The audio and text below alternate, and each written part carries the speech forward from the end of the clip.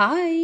இப்ப ரீசென்ட்டாவே வந்துட்டு இந்த ஸ்ட்ரீட் டாக்ஸ் இஷ்யூ பத்தி வந்து நெறைய போயிட்டே இருக்கு இல்லையா? வீடியோஸ்லாம். அதுலயும் அந்த டிபேட் ஷோலாம் பார்த்துட்டு, என்னடா இப்படி ஹியூமனிட்டியே இல்லாம பேசுறீங்க? நாய் மேல இவ்ளோ பரிதாபம் காட்டுறீங்க.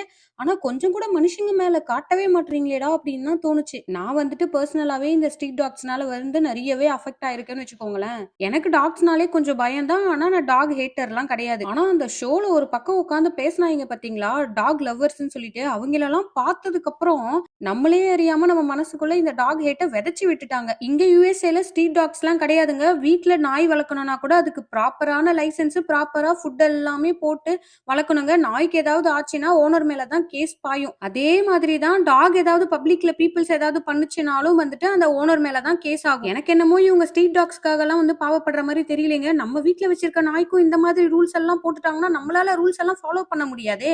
மத்தவங்களுக்கு என்ன பிரச்சனை வந்தாலும் பரவால்ல. நம்ம மட்டும் சேஃபா இருந்துக்கணும். நம்ம நாய் உண்டுன்னு இருந்துக்கணும்னு தானே இருக்கிறோம். திடீர்னு இப்படி ரூல்ஸ் எல்லாம் கொண்டு வந்தா கஷ்டமா இருக்குமேன்னு யோசிக்கிறாங்கன்னு தான் தோணுது.